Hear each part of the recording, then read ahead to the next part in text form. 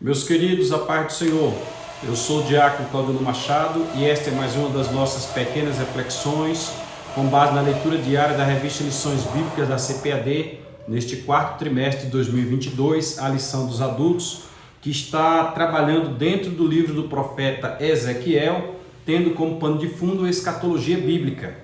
O tema do trimestre fala sobre a justiça divina. E o subtema fala da preparação do povo de Deus para os últimos dias no livro de Ezequiel. Nós estamos na lição de número 5 e o nosso tema da semana é contra os falsos profetas. Lição 5 tratando contra os falsos profetas. Já tivemos duas reflexões anteriores. Nós falamos que os falsos profetas e predições são não cumpridas. Eles predizem e não cumprem o que predizem. E ontem nós falamos sobre os falsos profetas, suas heresias e erros doutrinários. Eles falam besteira, falam coisas que não tem nada a ver com a Bíblia. E hoje, nesta terceira reflexão, nós falaremos sobre os falsos profetas se apresentam como exclusivos de Deus. Então assista este vídeo, assista os dois anteriores e os três que certamente Deus nos dará a oportunidade de fazermos também, tá bom?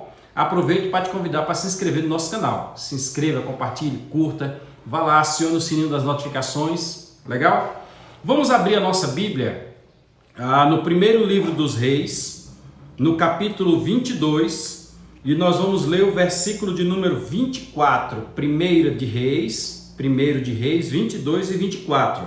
Faremos leitura na tradução Revista Almeida e Corrigida, na Bíblia de Estudo Matthew Henry, editada pela Sociedade Bíblica do Brasil. Diz assim o versículo 24. Primeiro eu lerei, depois eu vou fazer a contextualização para você. Versículo 24. Então Zedequias, filho de Kenaana, chegou e feriu a Micaías no queixo. Zedequias deu um murro no queixo de Micaías e disse: por onde passou de mim o Espírito do Senhor para falar a ti? A nossa epígrafe fala sobre os falsos profetas se apresentam como exclusivos de Deus. Os falsos profetas se apresentam como exclusivos de Deus. Quando nós estudamos seitas e heresias ou religiões comparadas, como é a forma politicamente correta de se pronunciar esta matéria do curso de teologia, nós trabalhamos com aquelas seitas, aquelas igrejas que são exclusivistas. Se não for por elas, não vai ao céu. Se não for por elas, se não for pelo número determinado, se não guardar aquele dia, se não deixar de comer aquela comida, se não crer na revelação daquelas tábuas, etc., não vai ao céu. Aí nós sabemos que é uma seita porque o povo de Deus não está distrito dentro de um nome, né, de um título. A igreja tá, não tem nada a ver. Tem até um personagem da Praça Nossa que diz: nada a ver, tio, nada a ver. E também a mesma dinâmica se apresenta com aqueles que se dizem profetas. Em Apocalipse tem um texto pesado, diz assim, mas não são. Se dizem profetas, mas não são. Se dizem judeus, está em Apocalipse, né? E nós temos um exemplo clássico aqui no primeiro livro dos Reis, nesse capítulo 22, quando este Zedequias e mais uma equipe enorme de profetas, me parece que 400, se eu não estou enganado, não aceitaram que Micaías tivesse a palavra do Senhor. Observe o que acontece. Se você tiver uma Bíblia aí, abra a sua Bíblia, lê para você entender como é que a coisa funciona. Este exclusivismo, se não for por mim a coisa não acontece, não existe. Efésios, hoje nos dias atuais, Efésios 4 e 11, diz que ele mesmo deu uns para apóstolos, outros para profetas, né? Deu também para evangelistas, pastores e doutores, mas deu para profetas. Ele foi quem escolheu. Não é uma propriedade exclusiva de alguém. Alguém certo dia discutindo disse bem assim: mas os dons de Deus são sem arrependimento. Aí outra pessoa respondeu, disse: correto, a quem Deus deu está dado. Mas acontece que o Espírito Santo não é obrigado a agir na vida da pessoa se a pessoa não está em condição de ser utilizada. O dom está dado a ele, correto, tranquilo. Mas acontece que ele só vai ser usado se o Espírito Santo quiser. Certo irmão foi pregar numa igreja E lá uma abençoada irmã gostou demais da pregação dele e se aproximou e disse: meu irmão, quantos dons você tem? Aí ele disse: quantos dons? Ela: Ele disse: eu tenho um. Ela: não, meu irmão, deixa de coisa. Eu sei que o senhor tem mais, que eu sou uma simples serva e eu tenho 9, porque a Bíblia diz que só existe 9. Se tivesse mais, eu teria mais. Quantos dons o senhor tem? Ele: minha irmã, eu tenho o dom da fraqueza. Este é meu, porque este aí permanece comigo. Agora os outros são de Deus. Ele me dá e ele tira na hora que ele quer. Então precisamos de antemão entender que o que nós vamos ler aqui no texto de hoje, com relação aos profetas, é que quem é o dono do dom é Deus. Nem sempre nós estamos aptos, estamos em capacidade de termos inspiração para comentarmos alguma coisa. Eu estou com um texto bíblico, eu tenho bíblias de estudo, eu tenho livros aqui que me ajudam nos meus textos, mas tem dia que trava assim a mente no versículo que dá trabalho para extrair daí uma inspiração. Agora imagine o profeta que tem que ouvir, o vidente que tem que ver. Imagine ele trazer um oráculo da parte de Deus, sempre ter aquele oráculo e ter aquela chancela, aquele selo de exclusividade. Só ele fala, só ele é profeta, só ele tem a palavra de Deus. Vamos ver o que aconteceu aqui.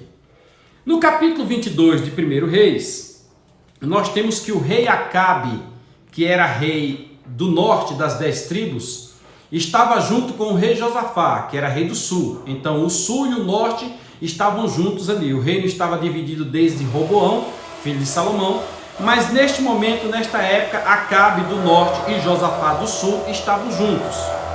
E quando eles estavam juntos, Acabe tinha necessidade de retomar uma área que era sua. Qual era essa área? Chamada de Ramote Gileade. Acabe disse: não, eu tenho que retomar minha área. Aquela terra tem que voltar para as minhas mãos. Aí Acabe chega para Josafá e diz bem assim: Josafá, tu irás comigo, já que você está por aqui, você irá comigo nessa batalha? Aí Josafá diz: meu rei, o meu reino é junto com o teu reino, se você for, eu estarei junto. Ele: pronto, então vamos nos preparar. E Josafá disse: mas antes, que tal nós consultarmos a Deus? Vamos perguntar ao Senhor se é a sua vontade, o que Ele quer que nós façamos, se é isso mesmo. Aí Acabe disse: correto, vamos lá. Aí reuniram os seus profetas, profeta na folha de pagamento. Reuniram os seus profetas, isso está ali no versículo número 5, 6, etc. de 1 Reis 22. E os profetas chegaram e a uma só voz os profetas disseram: sim, rei, pode ir à batalha, o rei vai ser vitorioso, etc, etc, etc. Só que a cara deles não transmitia segurança. A face deles, que nós vimos ontem, que os atos dos profetas, o seu contexto, mostra que eles não estão sendo usados por Deus. Sabe aquele profeta que está contando uma piada no púlpito da igreja, para um irmão, está rindo, está cheio de gracejo, e de repente o microfone vem na mão dele e ele imediatamente começa a profetizar? Como se ele fosse o detentor da glória, que nós já estudamos na semana passada, como se ele detivesse o poder e ele escolhesse o momento certo para agir. É o que aconteceu com esses profetas aqui. Só que Josafá, vendo aquilo, Josafá disse: tem alguma coisa estranha. Essa multidão de profetas aí não está batendo não. 400 profetas, versículo 6. Então o rei de Israel ajuntou os profetas até quase 400. Mas Josafá disse: não está batendo, não está fechando com o meu espírito não. Não tem mais nenhum outro aí? Aí Acabe disse: olha, tem um tal de Micaías, ele está aí. Só que eu não gosto muito dele não. Aí Josafá pergunta: por quê? Aí Acabe diz: é porque ele nunca profetiza bem para mim, ele só profetiza mal. Na mente dele, da boca dele, tudo que eu faço é errado. Ele está até preso. Está até preso. Olha, profeta que fala a verdade fica preso. Profeta que fala a verdade é excluído. Profeta que fala a verdade não participa da mesa, do banquete. Às vezes, na mesa do banquete tem um bocado de puxa-saco. Misericórdia. Dizem que o presente segue o entendimento, que o elogio segue o juízo. Aí Josafá disse: mas manda chamar ele. Aí Acabe disse: tá, vou mandar chamar. Só que o mensageiro que foi buscar o profeta já deu um recado para o profeta lá. O mensageiro chegou lá e disse: ô Micaías, o rei está te chamando, rei Acabe. Só que é o seguinte, ele reuniu todos os outros profetas e todos eles a uma só voz disseram que o rei vai à batalha em Ramote de Gileade e vai ser vitorioso. Então, tu cuida com o que tu vai falar, tu presta atenção. Aí ele disse, oxe, vive o Senhor como eu vou falar só o que Deus mandar, pode ter certeza. Quando chegaram diante do rei Josafá e Acabe, ou Acabe e Josafá, porque quem mandou chamar foi Acabe, aí foi perguntado a ele, o próprio rei Acabe perguntou, me diga uma coisa, Micaías, eu quero ir à batalha, posso ir à batalha, vou ser vitorioso? Aí Micaías fez uma cara de sarcasmo, né? Aí disse, vá, pode ir, vitória garantida. Oxe, você vai à batalha, tá tranquilo, fechou, pode ir, vitória garantida. Aí o rei Acabe percebeu que ele estava com sarcasmo e disse, até quando você vai continuar fazendo isso comigo? Por que não fala a verdade? Aí ele vira para ele e diz, assim diz o Senhor, você vai à batalha, mas vai perder a batalha. Eu estava lá orando antes de me chamarem e o Senhor me mostrou uma visão. E na visão me mostrava Israel como um monte de ovelha que não tem pastor. Você vai morrer. Aí o rei se irritou com aquilo ali e é onde chega o versículo de número 24 que nós acabamos de ler. Quando Zedequias, um dos 400, dos quase 400, que se julgava exclusivo, foi lá e deu um murro no queixo de Micaías. Aí disse a seguinte frase, por onde passou o Espírito de mim, o Espírito do Senhor, para falar contigo que primeiro não falou comigo? Rapaz, tem gente que pensa que ele é o dono do monopólio. Aliás, que ele tem o monopólio do Espírito de Deus. Tem gente que pensa que só ele interpreta, tem gente que pensa que só ele doutrina, tem gente que pensa que só ele está debaixo da graça de Deus, só ele profetiza. E isto é um ledo engano. Eu fiquei feliz por um lado ontem e triste por outro, quando um amado irmão chegou para mim e disse, ô meu irmão, aquele obreiro lá daquela congregação foi mudado. E você precisa ver a diferença que foi no culto no momento seguinte que aquele obreiro saiu de lá. Por quê? Porque o obreiro anterior lá daquela dita congregação agia como se a congregação fosse dele. E todo mundo percebendo que ele em si não estava fazendo um bom trabalho diante da congregação, até que chegou ao ponto de uma mudança, né? As pessoas precisam entender, irmãos, que a obra é de Deus. Que tudo que nós fizermos, façamos para a glória do nome de Deus. Precisam ler mais Efésios 4, 11 e 12. Saber para que servem os ministérios. Dons de serviço, que estão lá em Romanos. Os dons ministeriais, que estão em Corinto. E os dons ministeriais que estão em Efésio e os dons espirituais que estão em Corinto. Saber para que cada um serve, porque o objetivo de tudo é o crescimento do reino. Não existe monopólio de cada pessoa, não.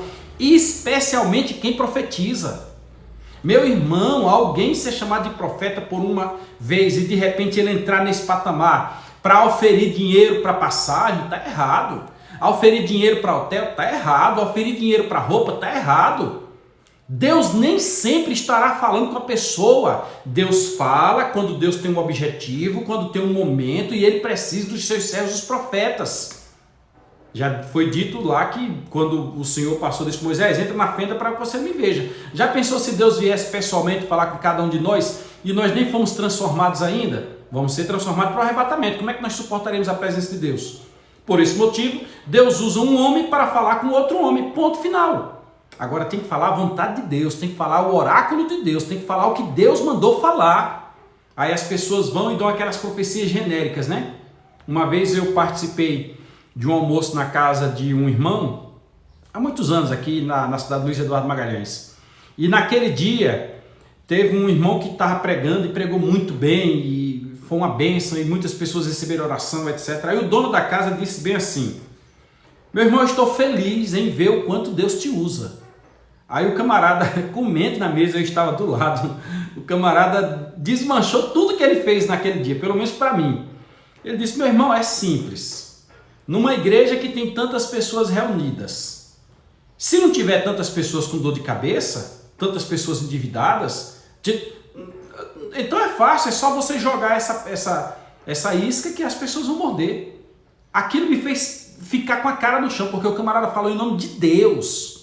Meu irmão, ser profeta é transmitir os oráculos de Deus, transmitir a vontade de Deus, e não é um ato de exclusividade. Aí o Zedequias foi lá no Micaías e deu um murro, né? Quando ele deu aquele murro, porque o tal Zedequias antes também fez um chifrezinho de metal e entrou na frente do rei com aquele chifre e dizendo: olha, assim que tu vai fazer com os teus inimigos, dando chifrada. O que o Deus de Israel tem a ver com chifre? Se ele não estava justamente dizendo o que Deus já havia denunciado ao próprio... Para aí, esqueci o nome aqui. O próprio Ezequiel. Deus tinha dito que o povo estava adorando aos deuses, ao boi do Egito, ao Apis. E naquele momento ali agora o camarada entra com um chifre. O camarada, pelo amor de Deus... Aí quando ele deu esse murro em Micaías, Micaías disse: olha, que mandaram prender ele lá para que ele ficasse preso lá, o Micaías, até que o rei voltasse. Aí quando o rei voltasse, o rei ia acertar com ele, mandou dar pão de angústia, água de amargura para ele.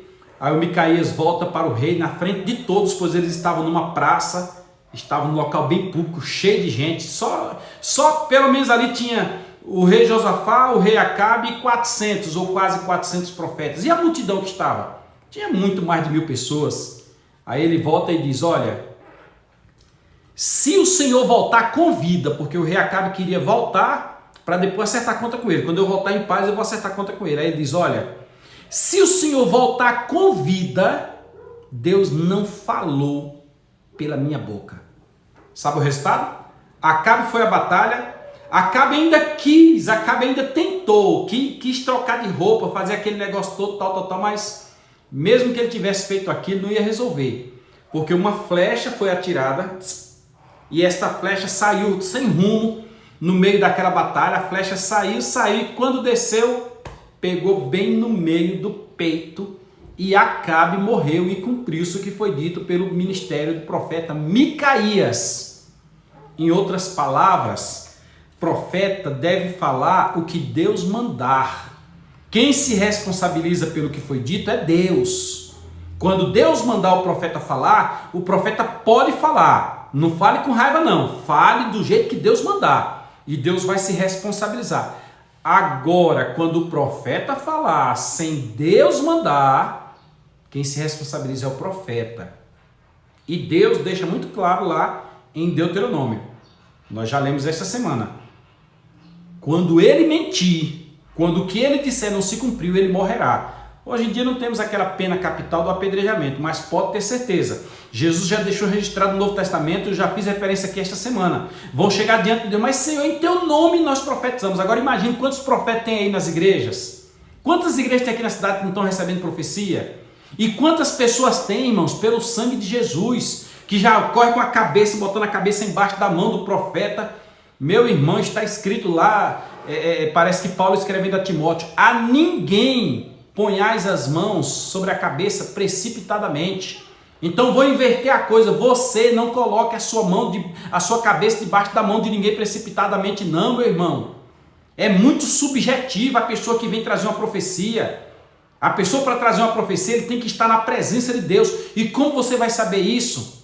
Se é um profeta que ele está há 30, 60 dias fora de casa, para aí. Se é homem ou mulher, tem necessidades, principalmente fisiológicas, biológicas, tem necessidades. Como é que fica a necessidade? Você já se questionou como é que está a família dele ou dela? Você já se questionou? Você já se questionou como é que está o ministério dele ou dela? A quem que ele ou ela está precisando se reportar? Você já se questionou? Já se questionou se realmente ele estava orando?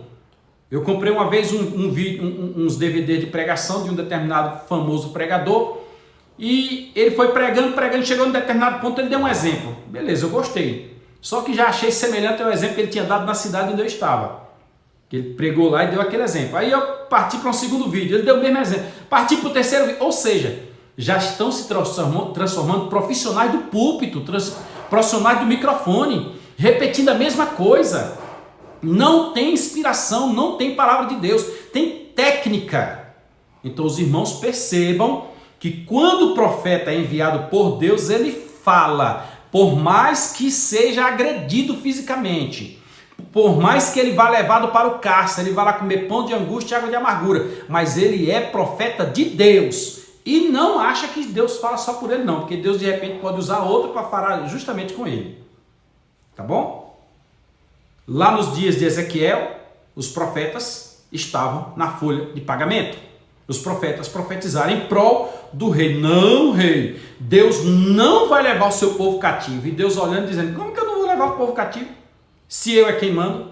Deus estava dizendo, eu sou quem mando, eu quero que o povo vá. Eu já organizei tudo, vocês vão ficar lá na margem do rio Quebar, outros vão lá para o palácio, outro não sei o que, Nabucodonosor já está vindo, tal, etc, tal. Já estava tudo pronto, já estava tudo organizado, não tinha para onde correr. Deus já vinha profetizando, anunciando já desde o período de Isaías. Aliás, desde o momento em que Jeroboão, filho de Nebate, introduziu a idolatria em Israel, que Deus já estava contabilizando aquilo. Desde o momento em que entraram na terra e não guardaram os anos sabáticos, que Deus estava contabilizando.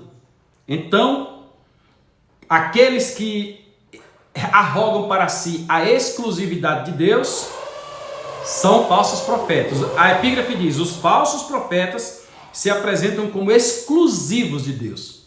Que Deus nos guarde disso, tá bom? Amanhã, querendo Deus, nós falaremos sobre uma das especialidades dos falsos profetas, é enganar o povo. Eita! A gente fala sobre isso amanhã. Hoje a gente poderia ter falado sobre o profeta novo, o profeta velho, sobre um bocado de coisa aí, mas vamos ficar por aqui que o tempo já expirou. Fique conosco, se inscreva no nosso canal, compartilhe, curta, comente e amanhã tem mais. Paz do Senhor.